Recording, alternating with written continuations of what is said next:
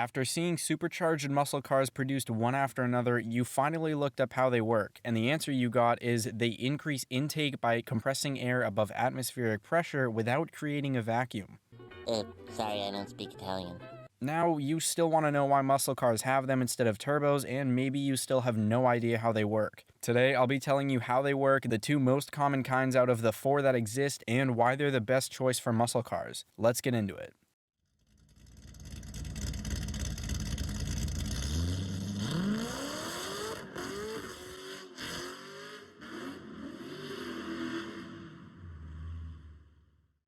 First, I'll cover how they work and the details of each supercharger type. I found some largely debated answers like where the whine comes from and the differences between roots and twin screws, but if you already know all there is to know and you want to skip ahead, I'll give you a time to jump to.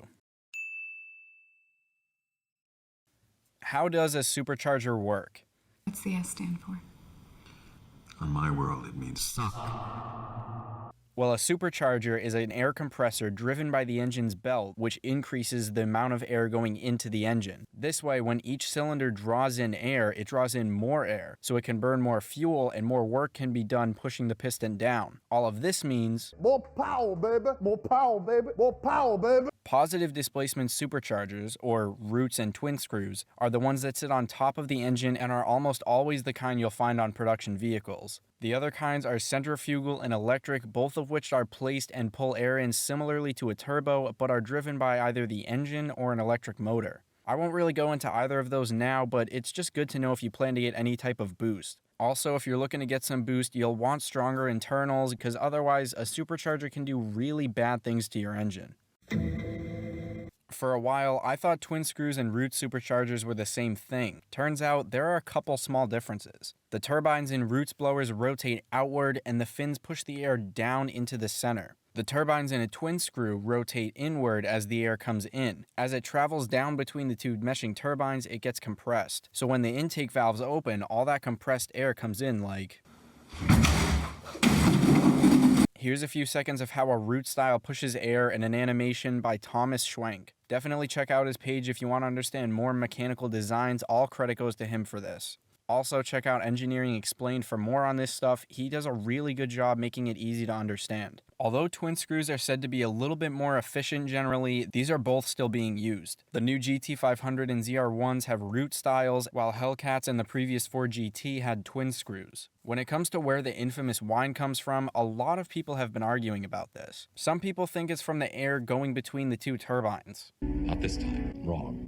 Not this time. The strongest answers I've been able to find are that it's from the belt and the straight cut gears in the blower. The gears connecting the turbines to one another will whine similar to some transmissions, but at a certain point the whine from the air getting trapped under the belt becomes louder. Turns out some weirdos will actually drill holes into their pulleys in order to make the whine quieter. If you're doing it, stop it. Get some help.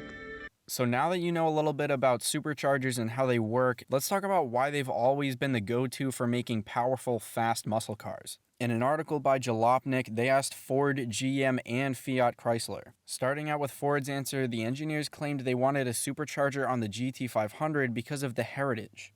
Thomas had never seen such bullshit before. In that case, what the hell went so wrong with whoever made the new EcoBoost GT and the Mustang Mach-E?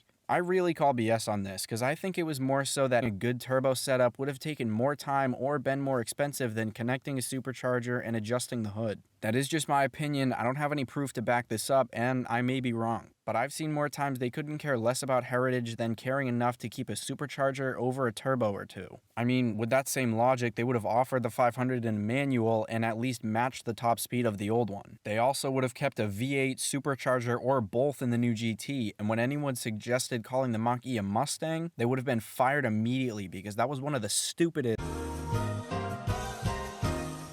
On to GM's answer, they said it was for good low hood design. They say a supercharger on a V8 packages very neatly in the valley of the engine. Trying to fit turbos gets complicated very quickly, and you can definitely see this from the way they put their LT4s in the Z06 and ZL1. They also say the immediate throttle response was desired along with the shape of the torque curve, and that it's not that much more expensive than a couple of turbos. Finally getting to an answer from Fiat Chrysler, the owners of Dodge, king of the production car superchargers. Damn. This a big bitch. They said there were 3 factors: the instantaneous throttle response, the look of the supercharger in the engine bay, and the signature sound. Turbos really do affect the sound of an exhaust, and they kind of take away from the body-shaking punch of a V8. Using turbos on a Hellcat would have taken a little bit away from the classic muscle V8 sound they wanted. They also say the fantastic thing the Supercharger brings is a crazy whining sound. When it's coming at you, you get that spine-chilling Supercharger whine, and when it passes, it's a mean V8. Lord have mercy, I'm about to bust. When you look at our car culture in the US, it's really easy to see why we love superchargers. We know what we love and what we do best. Kick names, take ass. Yeah, that's right. Think about how many times you wanted to find out about the performance of a car and you searched for its horsepower, 0 to 60 time, or top speed. We love horsepower, meaty V8s, burnouts, and fast accelerations. On a rare occasion, maybe we'll want to watch people turn left.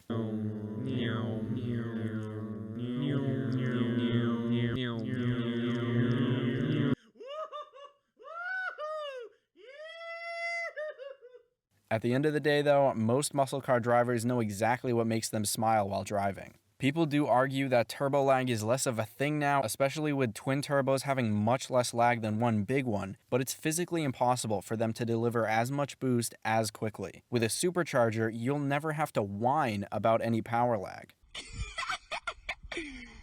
But anywho. The racing inspiration for supercharging comes from all the resto-modded drag cars we see with twin screws or roots sticking out of the hood. Beyond that, it's crazy to me to think about how much Dodge has propelled the supercharger craze over the past few years. I think they've had a huge influence on the direction of muscle cars, and you can see Ford and GM definitely took some notes with their top trims. When I see a Hellcat on the road, the first thing I think about is the duet from the Supercharger whine and the Hemi V8. With all that said, let me know in the comments what type of boost you like more, and if you have any other questions about muscle cars or the community. There are so many good examples of supercharged and turbocharged cars that it's more up to preference at this point, but they both have their own feel and benefits. If it's not obvious, I would definitely take a supercharger any day of the week, no question. As always, if you enjoyed this video, hitting that like button real quick would be super cool, and subscribe to Liberty Drives for weekly American car content and news. Thank you guys very much for watching. I really appreciate you all. I'll see you next week. Have a great day.